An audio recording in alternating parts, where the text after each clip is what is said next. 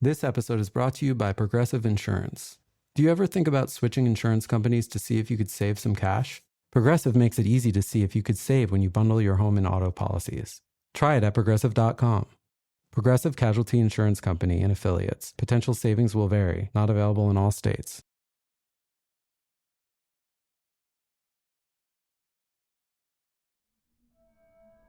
In the dark stretches between our towns and cities, there lies millions upon millions of miles of road. These paved networks are the lifeblood of our economies and facilitate our connections with the wider world. They also provide the settings for some of the most disturbing encounters on record. Join us as we explore these highways of horror.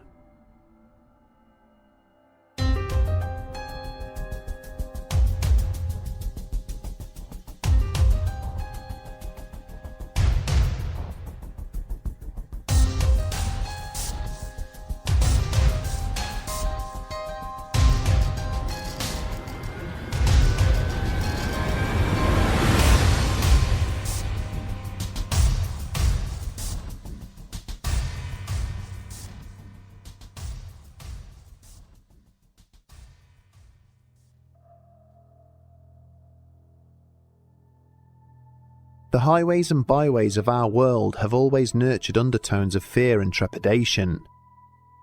Historically, they were frequented by bandits and robbers, simply because they offered far more lucrative opportunities than the relative bastions of the towns and cities they connected.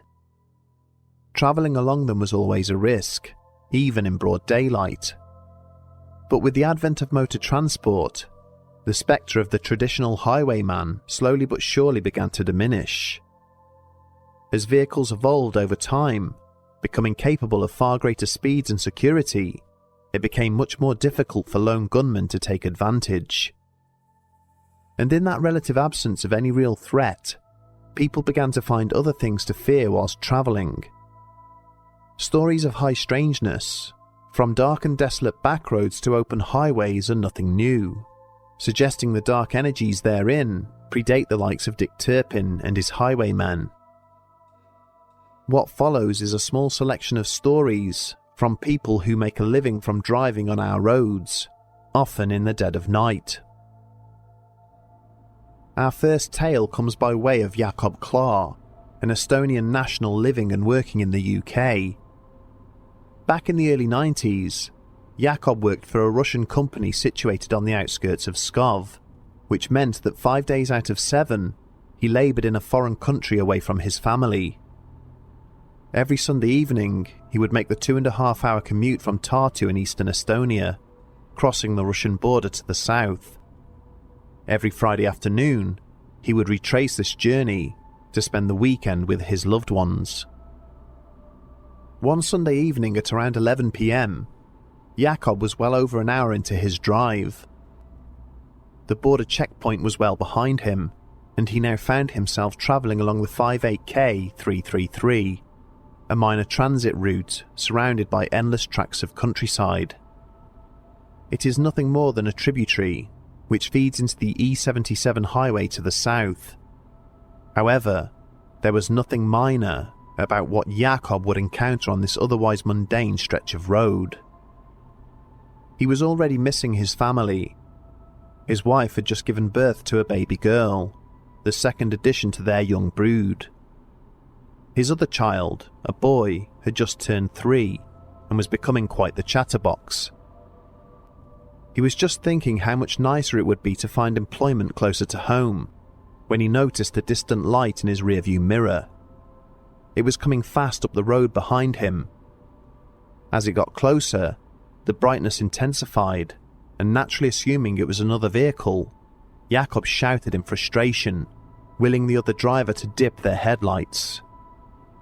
Soon, they were right up behind him, sitting on his tail, so close that it would have caused a major accident if he'd even slightly touched the brake pedal. "What the hell is this guy doing?" Jakob mumbled to himself, and no sooner had the words left his lips than he heard the sound of the boot or trunk catch being released.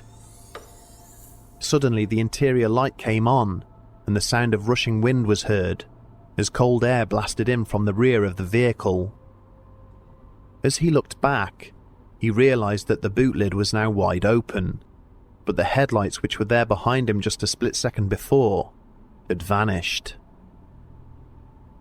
He pulled over at the earliest opportunity and exited his vehicle.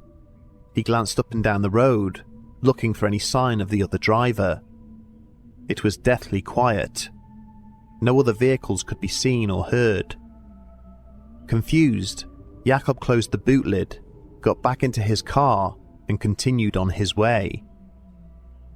He had been on the road less than a minute when the light reappeared in the distance once more, again coming up fast behind his car. He noticed that it was a singular light source and began to suspect that it was a motorcyclist playing games with him. As it settled on his tail, Jakob again heard the catch of his boot lid release, and sure enough, when he looked back, the tailgate was wide open and the light had disappeared. Frustrated, he pulled over again, and this time made sure the boot lid was locked. But instead of continuing along his route, he turned the car around and headed back the way he came, hoping to catch the motorcyclist sitting in a lay-by further up the road. To his utter disbelief, almost as soon as he started moving, the light reappeared in the distance behind him, closing in at supernatural speed. This was impossible, as he knew full well that nobody had come past him when he stopped the car the second time. Nevertheless, the exact same sequence of events played out, and Jakob found himself having to stop once again to close his boot lid. He was completely dumbfounded, as he knew he had locked it. Something was obviously not right about the situation, and he began to feel more than a little spooked. When the light reappeared a fourth time, with Jakob having resumed his original route, he decided he'd had enough. When it reached the back of his car, he suddenly slammed on his brakes, and the light flew over the top of his vehicle and off into the night sky, never to be seen again. He was so disturbed by the whole experience that he quickly made good on his intention to find work closer to home.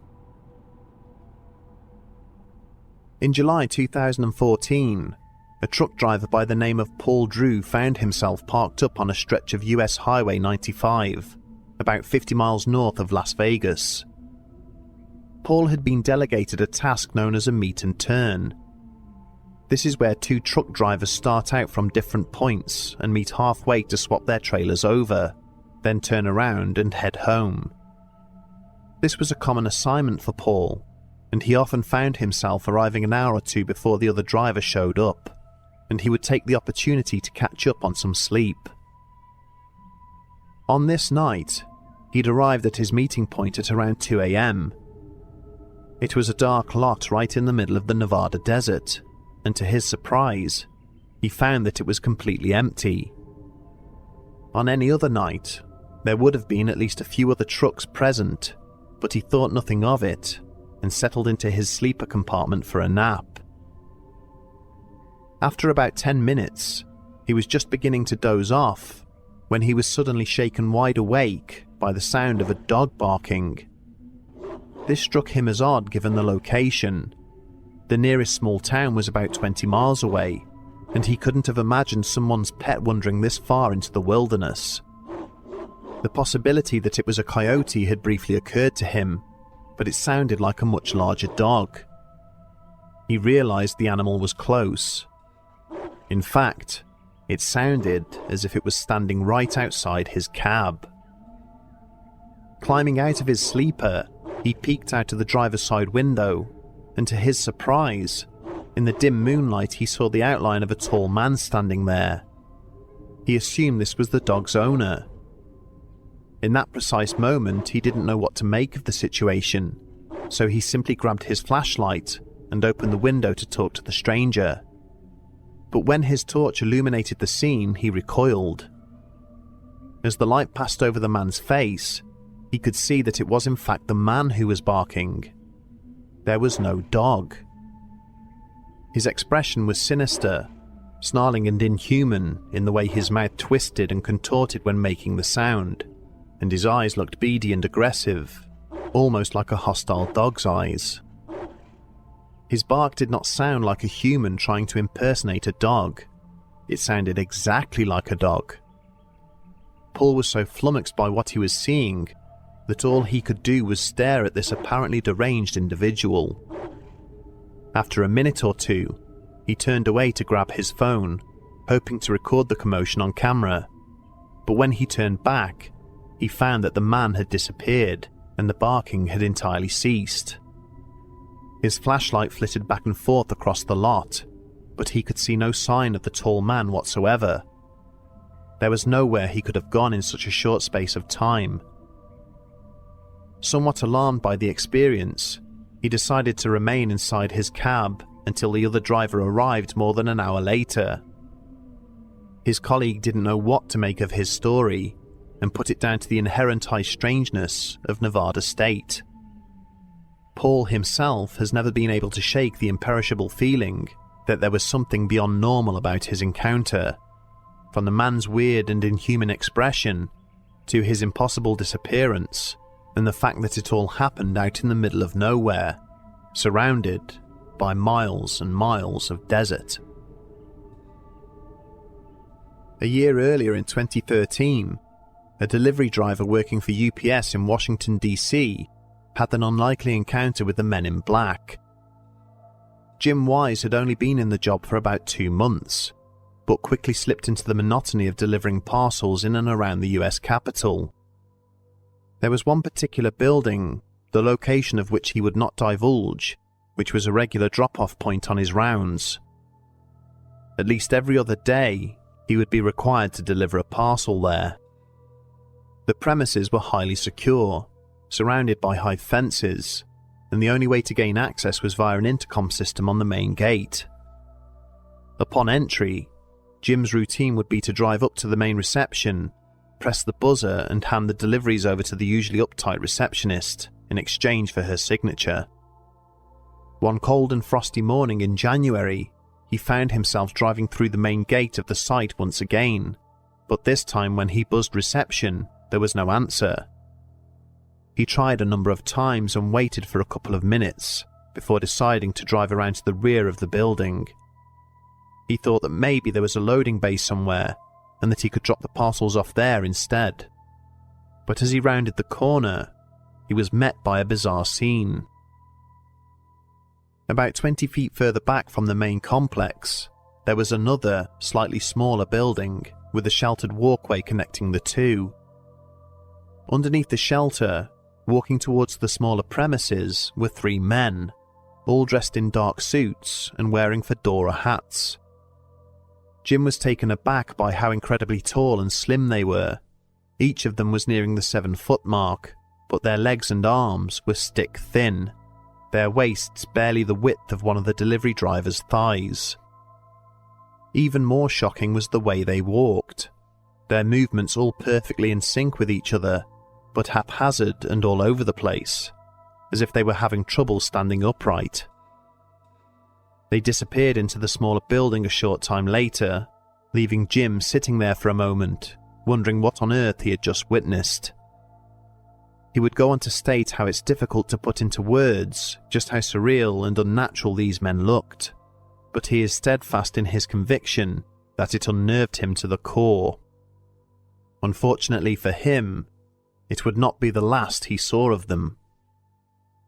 Realizing that there was nowhere else to deliver his parcels, he made his way back around to the front of the main complex, and this time, when he buzzed reception, a man answered the door and invited him in. The man, who was also dressed in a dark suit, asked him to bring the parcels through, and led him down a short corridor and into another room. To his surprise, the room was small and completely devoid of furniture, and there were 5 other men in dark suits, all standing in a semicircle, facing him. Alarmed, he tried to back out of the doorway, but the man who showed him in had already closed the door behind him and ordered him to put the parcels down. At first, he thought he was looking at a group of mannequins, as the men in front of him had not moved an inch.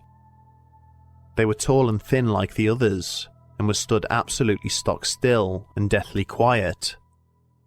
Their skin was waxy and pale, and their lifeless eyes did not even move to follow him as he placed the parcels on the floor. For the next 5 minutes, the delivery driver was grilled by the man who had answered the door, asking him what he had seen in the parking lot behind the complex. The 5 other men remained completely motionless, but he noticed how their eyes had all eerily zeroed in on him as the questioning began. He felt as if they were reading his mind. Jim was honest about what he had seen, but decided to play dumb, saying that the men he witnessed were obviously suffering from some sort of muscular disorder, and that this building must have been a research centre for such conditions. Seemingly satisfied with this response, the man stepped aside and told him he was free to go. He was shown to reception, and as the man opened the main door to let him out, he said in a very matter-of-fact way, "You'll never come back here." 2 days later, Jim was inexplicably made redundant from his job. In the years since this experience, he has tried to make sense of what happened. Whilst it's a possibility that those men were indeed suffering from some sort of muscular dystrophy, and that his subsequent interrogation was nothing more than a wild prank to scare him, he can't help but feel that there was something completely abnormal about the whole situation. In his story, he described the men he saw in that room as resembling mannequins, but he has since come to the realization that they in fact reminded him of something else. It's difficult for him to comprehend, but he is now certain beyond a shadow of a doubt that what he was looking at were 5 corpses. In various fringe accounts regarding men in black, many people who have encountered them at length have stated how intelligences beyond our own use reanimated bodies of the dead in order to blend in.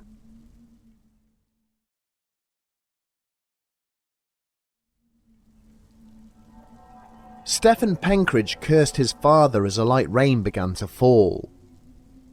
Knowing his luck, it would soon turn into a downpour, and he would arrive home looking like something resembling a drowned rat. It was just after 8 p.m. The autumnal nights were arriving earlier with each passing day, and even now, the sun had already sunk below the western horizon. The night sky there was tinged blue with the afterglow, but it faded to a deep black overhead. There was just enough light to see by. His friend Paul Patton lived in a large country house just over a mile away, and that's where he had been since late afternoon. Normally, he would have cycled, but he had ridden into a ditch 2 days earlier and buckled his front wheel. As a result, he had been forced to walk to his friend's house. His mom had promised to pick him up in the evening so that he didn't have to walk back in the dark, but his father had had to work late, meaning that the family's only vehicle was unavailable, leaving him in this predicament. It wasn't the walking that Stephen minded, it was the coldness of the approaching winter, the unpredictable British weather, and the encroaching darkness. He lived in the small town of Newport in Shropshire, England, and whilst it wasn't a bad neighbourhood by any means, there was a certain foreboding which fell over these country roads at night, thanks in no small part to the various myths and legends permeating the surrounding area, which now preyed upon his 15-year-old mind.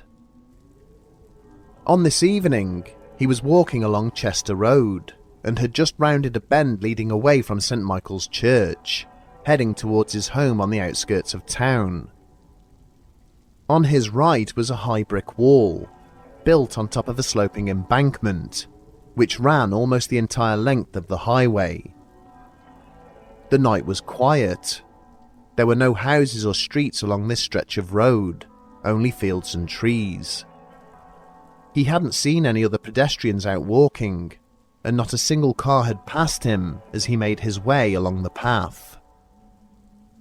Up ahead, about 50 feet away, an indistinct movement on top of the wall caught his attention. He struggled to see what it was in the dark, All he could make out was a whitish smudge, and initially assumed it was a cat or polythene shopping bag, which had become snagged in the old brickwork. But as he drew closer, this shape seemed to grow in size, as if somebody had been crouching down on top of the wall and had then stood up at his approach. He could now make out the definite shape of a person as he came to within 15 feet of whoever it was. And then he stopped walking. It suddenly dawned on him that the figure was in fact a dull white translucent apparition with no features whatsoever, and it was just standing there, seemingly watching him from the top of the wall. A chill ran through his entire body as his mind began to process what he was looking at. He had heard stories all through his childhood of a ghost which supposedly haunted this stretch of road. Back in the 17th century, a lady from Chetwynd Park, a manor house further up the highway, had apparently died in childbirth, also losing her baby. Her name was Madam Pigott, and her spirit was said to jump out in front of cars and sit beside drivers in passenger seats, amongst many other hair-raising tales. Stefan had always written these stories off as nonsense, but now he was seeing something he just couldn't explain. As he came back to his senses, he considered running back the way he came, but to do so would have added another 2 miles to his journey. Instead, he simply hunched forward and decided to press on at a much faster pace, passing the ghostly figure as it continued to stare down at him. He looked back at it multiple times as he hurried away, and still it continued to stand there, unmoving. He began to relax a little as he increased the distance, and when he was around 50 or 60 feet away, his fear gave way to curiosity. He decided to stop and look back at the motionless apparition.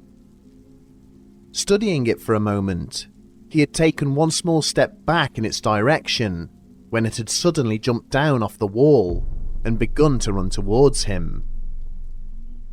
In a blind panic, Stefan turned and sprinted for home. Each time he looked back, the figure was still behind him and appeared to be slowly gaining ground. He had no time to consider whether this ghost or creature or whatever it was chasing him or simply running in his direction, but he wasn't about to stop and find out. Luckily for him, he was a cross-country runner for his school, and he was less than half a mile from home. Even so, he ran faster than he had ever done so in his life. His house was the first one on the corner as he turned left into his street at the bottom of Chester Road. Running into his front yard, he banged heavily on the front door. It seemed like an eternity before his mother answered, finding him out of breath, gesturing towards the main road adjoining their street. Both of them stood watching as this mysterious figure continued to run on, past their house, towards Chetwynd End.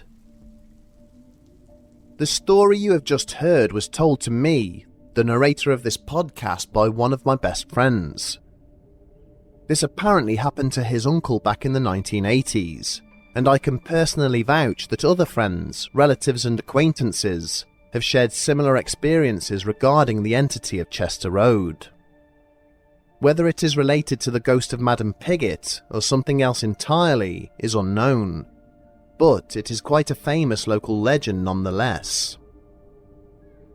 Our next story comes from a subscriber going by the handle Ladona Mariposa Vigilis. We were never given a real name, so we will simply refer to the witness as Donna. One night in September of 2009, Donna was travelling east along Highway 70, heading for Ruidoso in New Mexico. With her in the car were her 3 dogs, who unfortunately despised one another.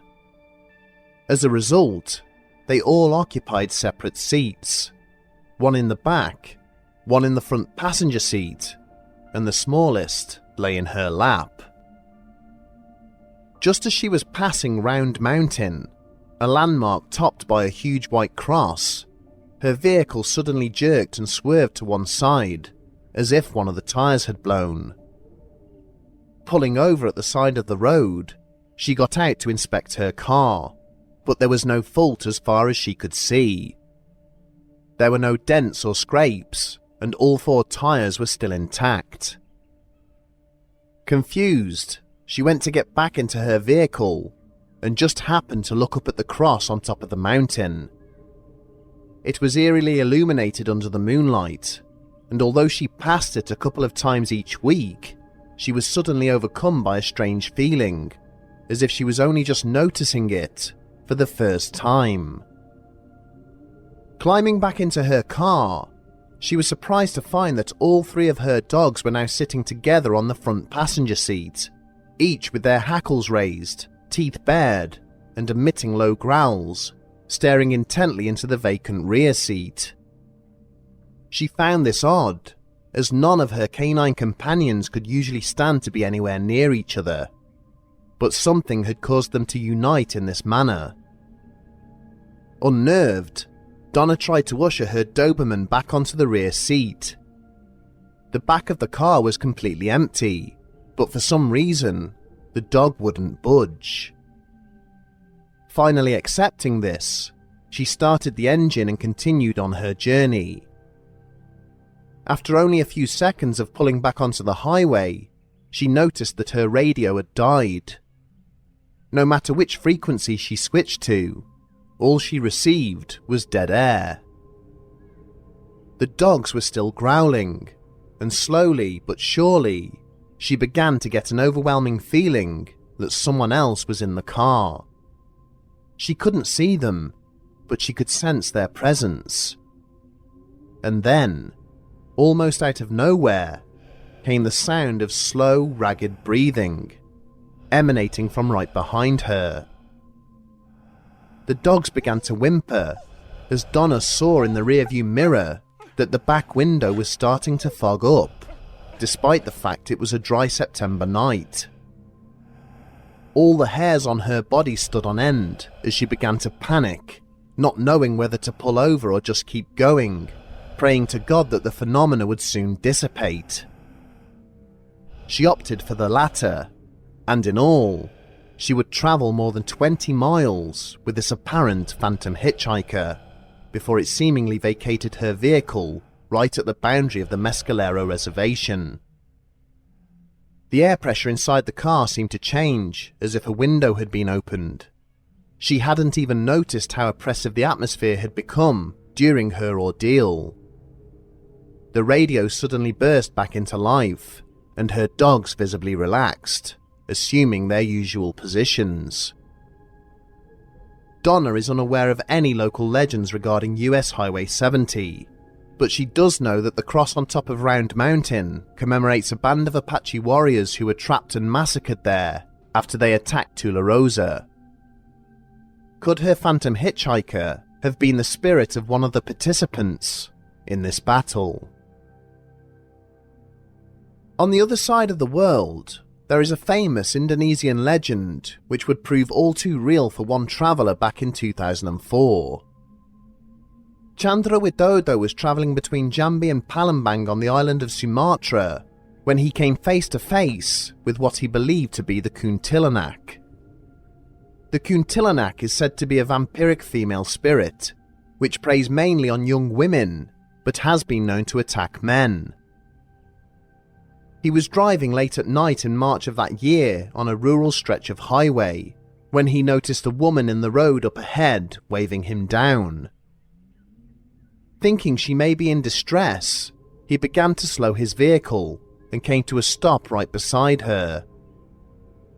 In the full moonlight, he could see a very pale but beautiful woman standing at the side of the highway. Lowering his window, he asked her if there was a problem, but she remained silent, her expression fixed with a strange smile. Chandra found this a little unsettling, and as he was in the process of repeating his question, he noticed that her face was beginning to change. He watched incredulously as she transformed from a beautiful young woman into an old, haggard creature with bulging white eyes and a mouth full of demonic teeth.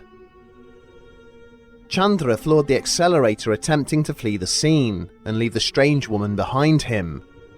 But almost immediately, the headlights started to flicker and the engine spluttered and almost stalled. The car began to move, but it seemed hugely underpowered, as if it was pulling off in a higher gear. When he got about 20 feet away, he could see in the rearview mirror that the woman was still standing there, waving at him as he drove away. Her arm moved above her head as if in slow motion. Suddenly, he was overcome by a tremendous rumbling sound, and the car began to shake and vibrate. Chandra later said it felt like he was in an earthquake, but the further he got from the strange woman, the rumbling dissipated, and the car soon began to pick up speed. Even after all this time, this experience is something that Chandra thinks about every night before he goes to sleep. He says he'll never forget the way her face deteriorated before his eyes, or that last vision of her waving at him in the rearview mirror as he drove away. He remains convinced that what he saw that night was the Kuntilanak. Our final story comes from Emily Dentith in New South Wales in Australia. Back in 2014, Emily and her boyfriend, Lewis, were travelling from Melbourne to Broome for a 2-week holiday. This is a 43-hour journey by car, covering almost 2,500 miles, most of which cuts through the Australian outback. This would translate to 4 days' travel, with stopovers in Port Augusta, Alice Springs and Halls Creek. Emily and Lewis would each take turns at the wheel for 5 or 6 hour stints, whilst the other rested. On the second day of the journey, travelling along the Stuart Highway just before the couple hit Alice Springs, Emily was awoken by the sound of her boyfriend weeping to himself in the driver's seat. His hands were clutching the wheel, and his head was bent forwards resting upon it. The car's dash clock read 11:14 p.m, and she noticed that they had stopped in the middle of nowhere, with the engine still running. Lewis was startled by the sound of Emily's voice as she asked him what was going on. "It was a deer," he told her. "It was a deer. It must have been." Confused, she asked him to elaborate, but he was almost inconsolable and just kept repeating himself. Deciding that he was in no fit state to continue the journey, she drove the last 40 or so miles into Alice Springs. As time passed, Lewis seemed to calm down, and as they arrived at the hotel, Emily again tried asking him what had happened. Reluctantly, he told her that he had seen something in the road. He said that the high beams had illuminated a movement in the darkness from a couple of 100 feet away, which he at first assumed was somebody walking along the highway. As they had approached, he could see that this person was extremely thin and walked with a strange gait.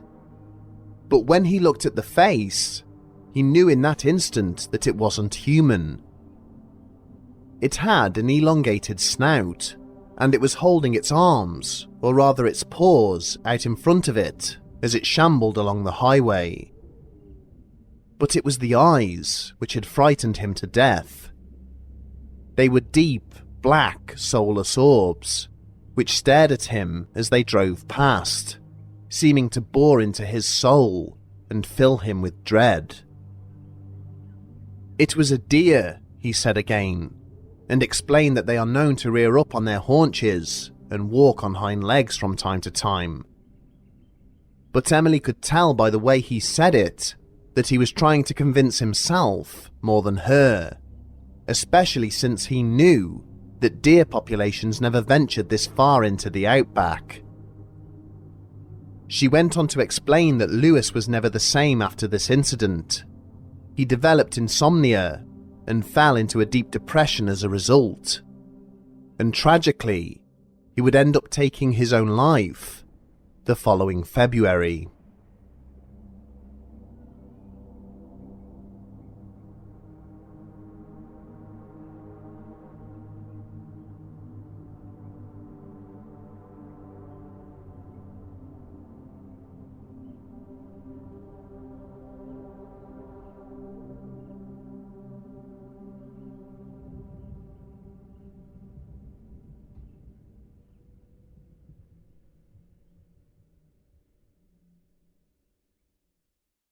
Bedtime Stories.